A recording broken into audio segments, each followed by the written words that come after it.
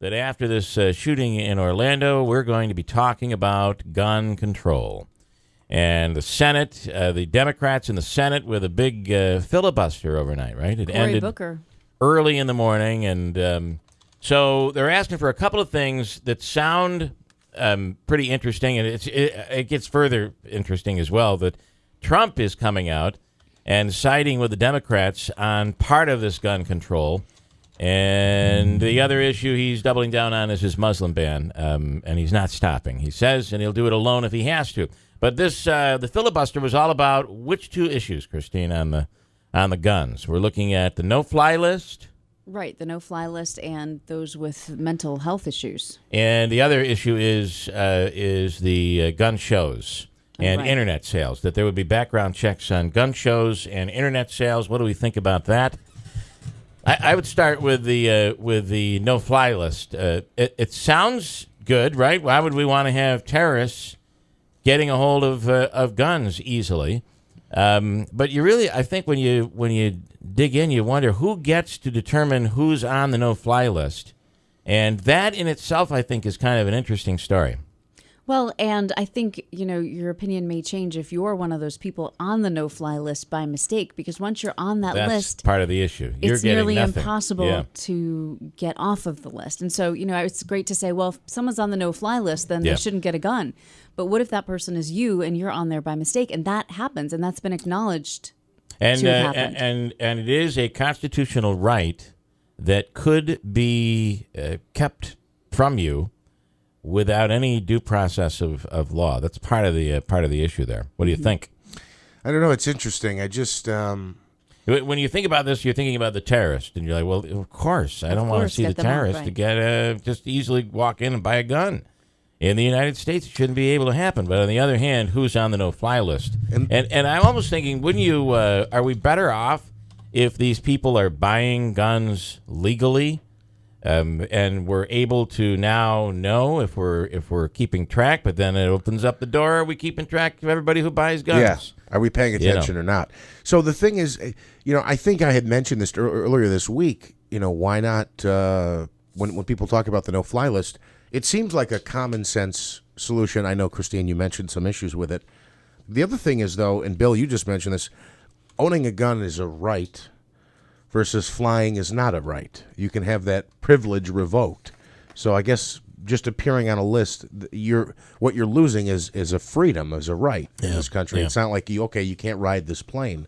So, how about the issue? You want to say, Andrew? Well, no, I think you do. The combination of not only the no-fly list, but if you've been investigated by the FBI in the last 3 years, 6 years, whatever, I'd be comfortable with that. If the FBI looked into me for some reason, you can't say that, Andrew. I mean, you're dealing. The FBI has a history of following people in rock and roll. The FBI has a history of investigating. Yeah, but investigating is any one of us has you're not condemned by any court of law if you're being investigated. That's the scary part here.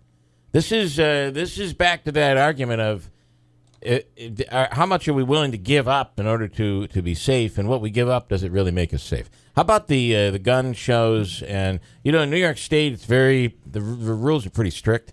But as you get to the South and other parts across the country, it's different. But what about these gun shows and buying off the internet and a background check? Are we good with that one?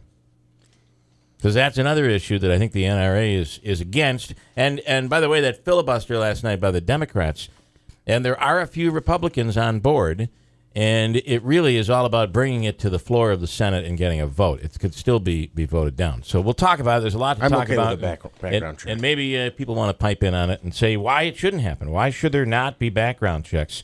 Why should there not be some sort of a ban on people, potentially, if you say terrorists, getting a gun, right? Right, and I just am perplexed as to why no one talks about properly vetting the no-fly list. So you have this list, okay, make it a good list. Yeah. But then still, the no-fly list might be people on suspicion of something, they haven't done anything, but at least take average Joe Schmo. Yeah. Who's on there by mistake off of that list. Interesting late night issue. Seth Meyers who does the late night, right? Is that the old original Letterman, right? The other old show Jimmy nobody Fallon watches, yeah. Okay. It's it's on at 12:30. Yeah, what Jimmy Fallon used to have, what Conan used to have. And what Letterman used to have early on. Right. That was Letterman's original show. Seth Meyers yesterday banned, if Donald Trump is going to ban Muslims and ban reporters and ban the media, then Seth Meyers says he is going to jump in on the action. Probably not, right? That's although they tape in the afternoon, he probably wasn't going to go on the Seth Meyers show. How about the story of the woman who was breastfeeding in a Target? It was not a New York Target. I'll tell you where it was, but she was in the, each of those Targets has like a little restaurant area, a little cafe area. Yeah. Mm-hmm. She was in the cafe area breastfeeding her 1-month-old child when a man came in to buy some food in the Target cafe area, looked and began yelling and kind of walked away, and then he came back and began yelling at her, telling her to, and there's video, by the way, the woman videotaped it, telling her while she was breastfeeding. While breastfeeding. I mean, there's some talent going on. I believe she used her foot to do the taping. It was incredible how this woman is able to use her limbs and her digits. At the end of the day, she taped it, and the guy was screaming and berating her, screaming at her and berating her because she was breastfeeding in public. What do we think? I believe it was in Connecticut, I think it was. Yeah. Connecticut. Where, by the way, the law states that that is completely legal.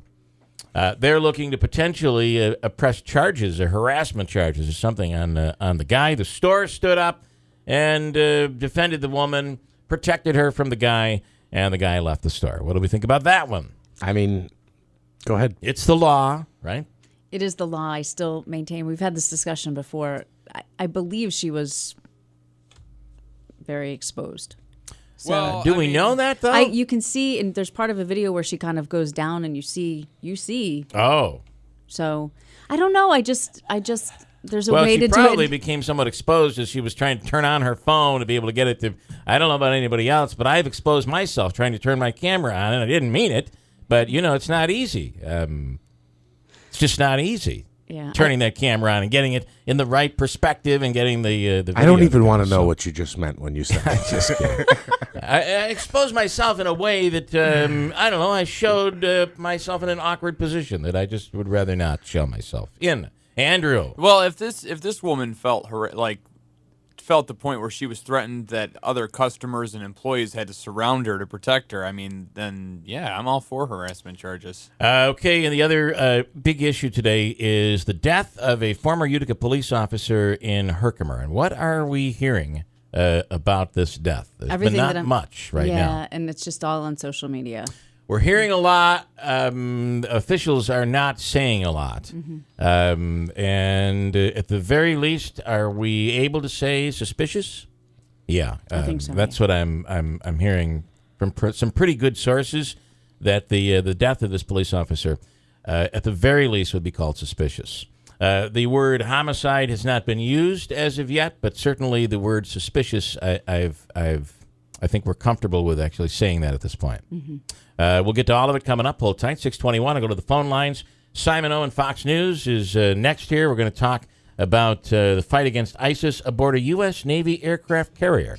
Really interesting. Here's Christine with an update. Good morning, Christine. 6:21. Good morning. A U.S. senator asking Facebook to turn over information from the social media accounts used by Orlando shooter Omar Mateen. That search for the 2-year-old boy dragged by the alligator yesterday over this morning. And an Arizona congressman says undocumented immigrants who entered the country as children should not be allowed to serve in the U.S. military. I don't know what is going on with this weather forecast, but it's actually looking incredibly pleasant and incredibly hot as we move towards the weekend and into next week. Partly cloudy skies and mostly sunny skies every day, mid-80s, right on into the weekend. When Sunday it begins to get a little warmer into the upper 80s and near 90 on Monday. So nice weather, a nice stretch is on the way after some rather inclement weather that we've had over the last week or so. 60 degrees currently, the sun is shining. I want to quickly go to Simon Owen, Fox News Radio. Again, the topic, the fight against ISIS aboard a U.S. Navy aircraft carrier.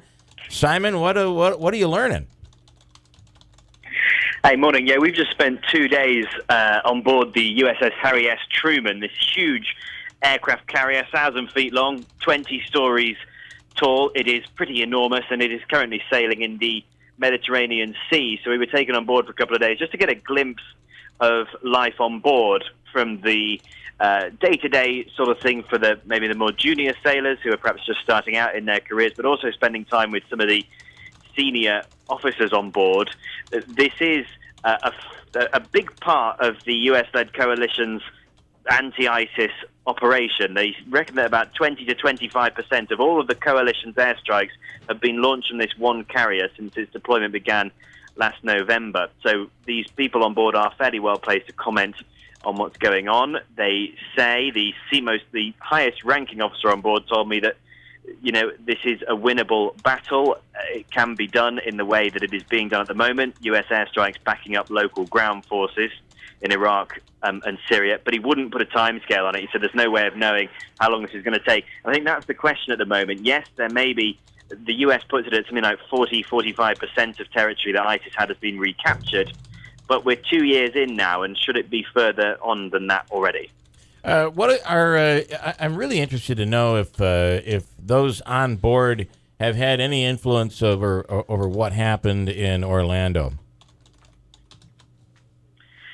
They've certainly got opinions on it. Yeah. If you talk to senior officers about it, the answer actually from all of the senior officers I spoke to was along the same lines. They're very keen to send their condolences, first of all, and indeed the American flag on the flight deck was at half-mast when we were on there, right in front, in fact, of where these planes are catapulted from to go and bomb ISIS targets. There's the flag at half-mast because of what happened in Orlando.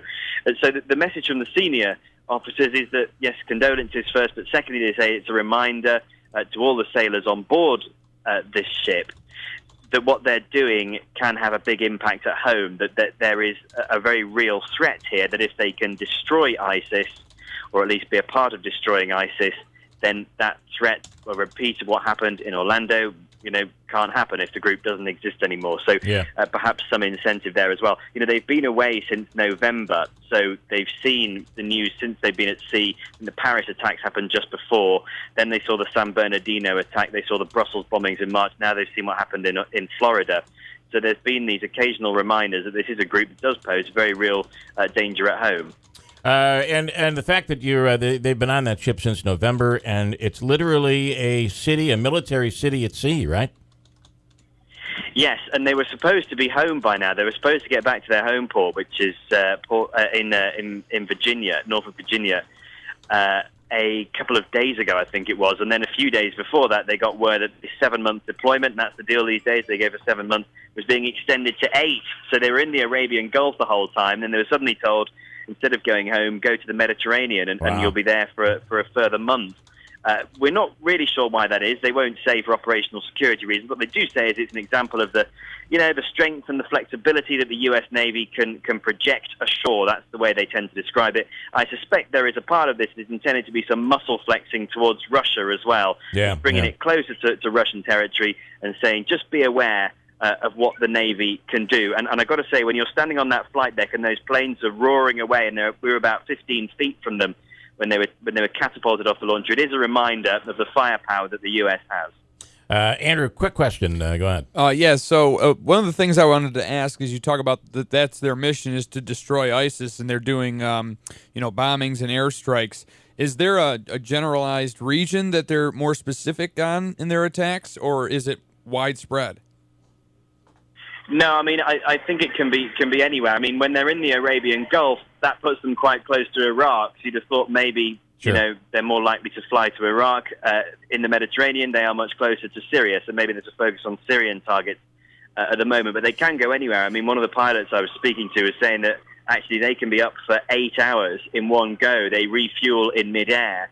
They actually take off most of the time, they say, not knowing where they're going. They know the rough direction, obviously, that they're heading in, but they talk to local forces on the ground, whether it's Kurdish forces or Syrian groups, and they are the ones who inform them and guide them, because they say they've got to have really precise, up-to-date information on where the targets are, and they say it seems to be working. There have been civilian casualties in this, dozens of them at least, but the U.S. argues that this is actually a very accurate campaign, and civilian casualties are much lower than they would have been in years previously.